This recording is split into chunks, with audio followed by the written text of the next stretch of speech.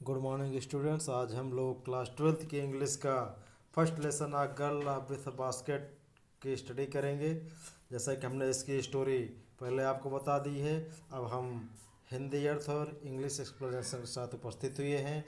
आपके सामने स्क्रीन पर बुक भी है, लेकिन आप अपनी बुक खोल लेंगे तो अच्छी तरीके से समझ पाएंगे। Let's start. I had left new Delhi for the Himalayas.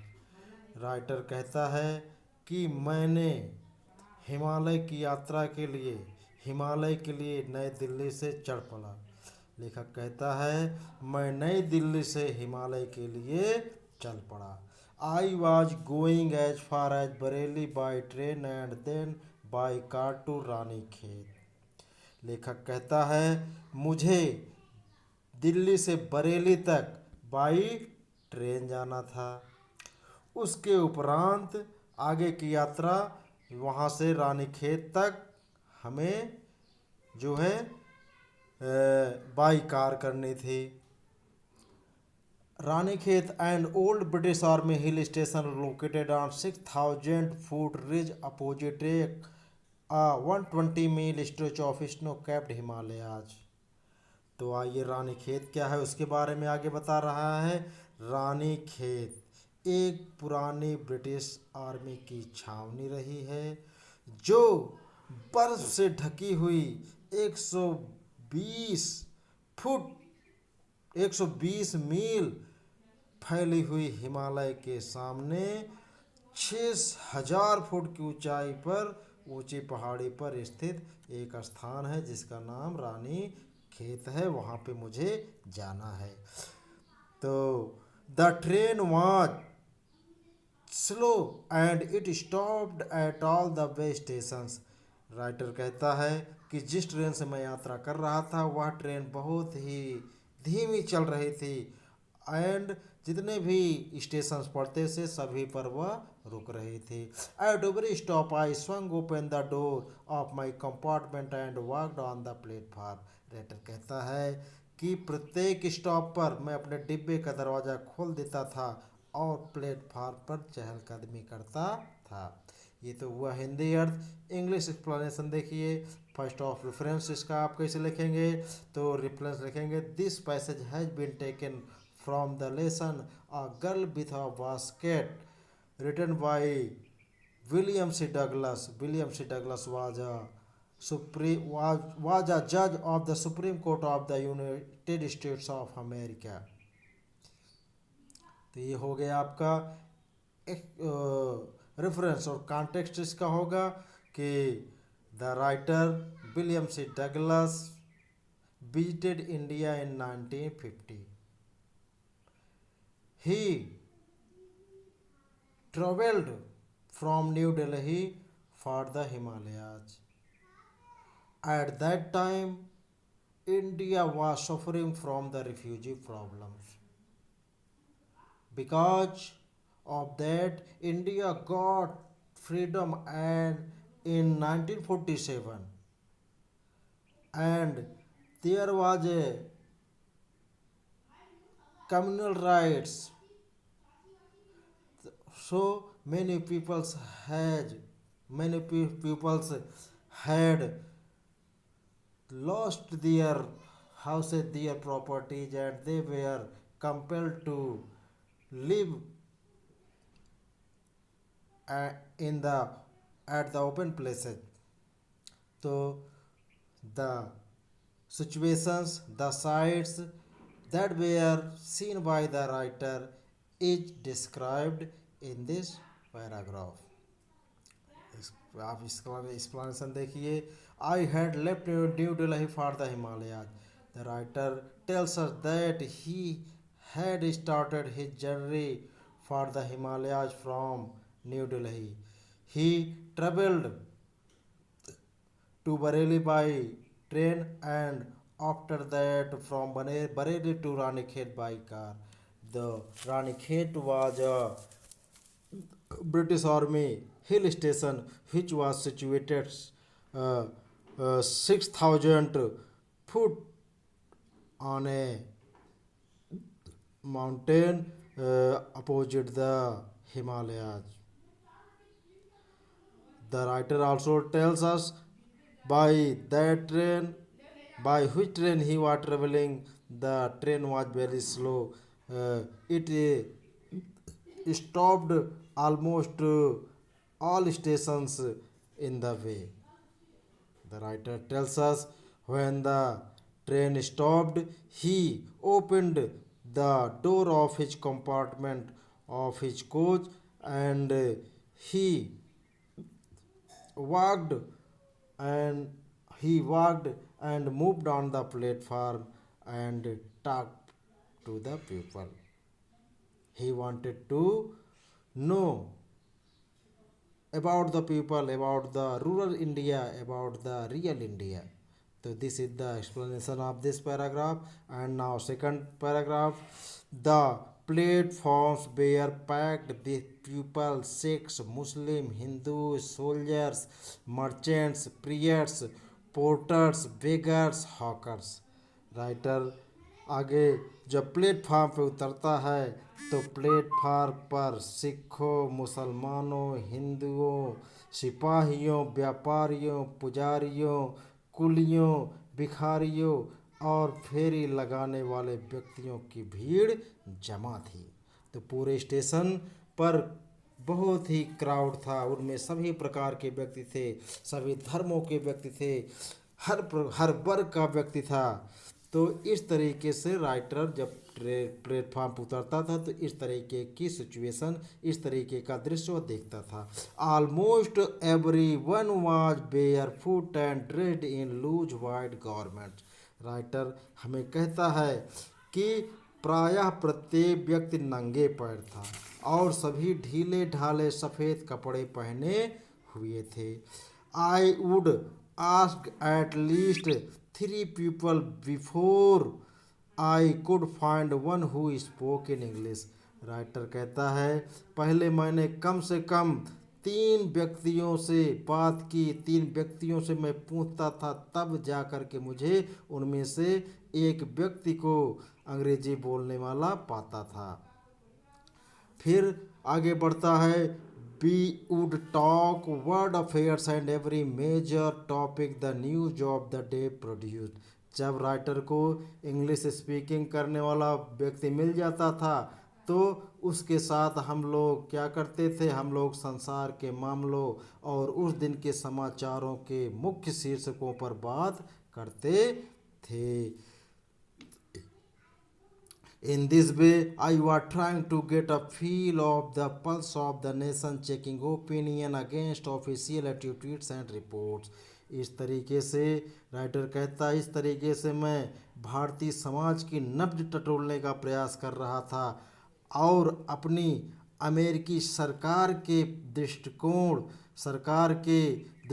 तथा सूचनाओं से तुलना करके उनकी जांच कर रहा था।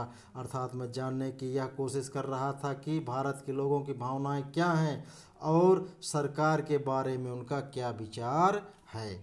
तो आप इसका जो है रेफरेंस तो वही होगा, कॉन्टेक्स्ट आपको मैं बता देता हूँ।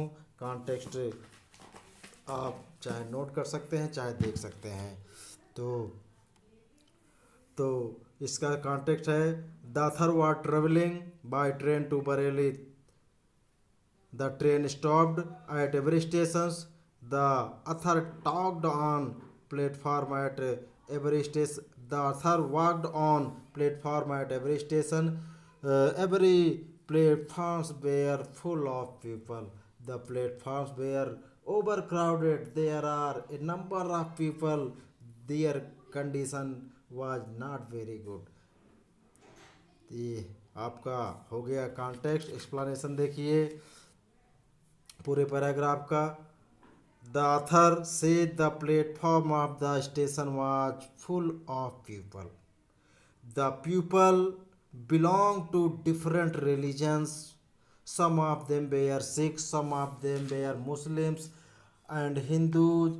Many of them were different professions like soldiers, merchants, priests, porters and hawkers. Some of them were beggars also. All the people on the platform were barefooted Almost all the people were in loose white clothes. After speaking at least three people, the other could find one person who could speak English, and the other talked to them and find out one who could speak English. After asking three or four persons, he found one. Then he talked to him. They talked about the events in the world. They also talked about the important subject and about the news of the day. He knew the opinion of the government. He also knew what had been written about the events. Now he heard that people felt about those things. He compared all the things he was doing. All this find out the people of India felt about various subject. तो ये आपका explanation यहाँ तक हो गया। अगले paragraph को देखिए। द रूट ले through one of the richest of India's agricultural areas. This was the plain of the Upper Ganga River, 1,000 feet above sea level, but tropical. तो आपका जो हिंदी अर्थ देखिए, तो द रूट ले through one of the richest of India's agricultural areas.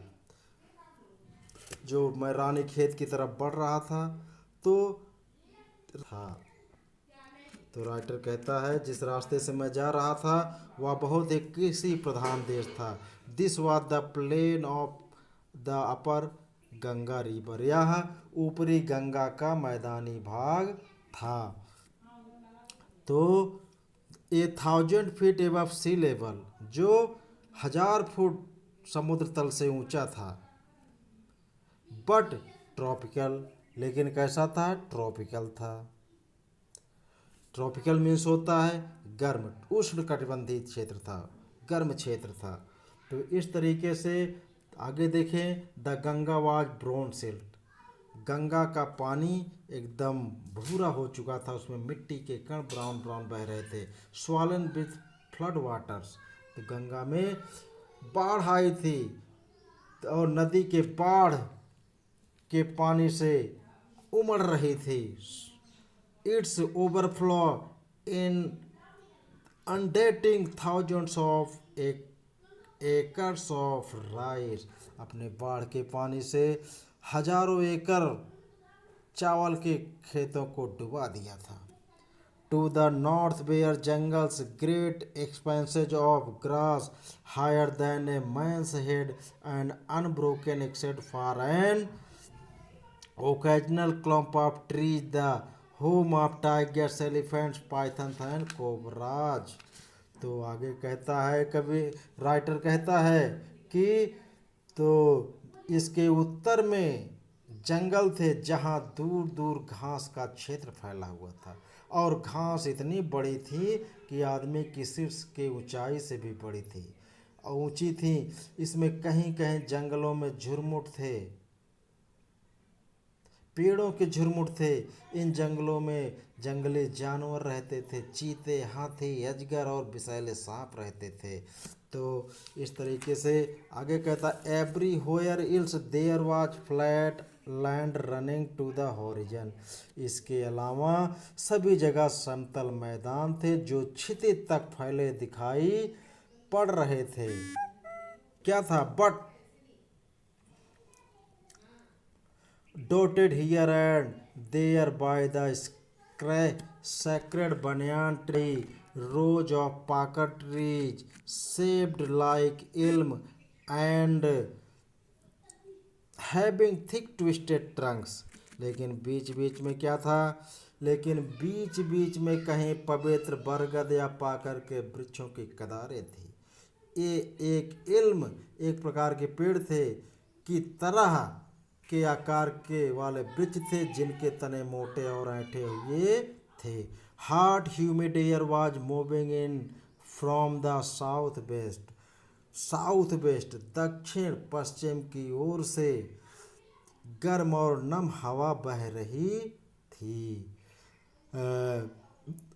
monkeys, some of them mothers with babies clinging to them and riding underneath swung of trees at the stations looking for food। तो स्टेशनों पर जो पेड़ थे उस पे बंदर थे, जिनमें कुछ माताएं थीं, मादाएं बंदर भी थीं, अपने बच्चों को अपने पेट से चिपका हुए थीं, भोजन की खोज में उछल कूद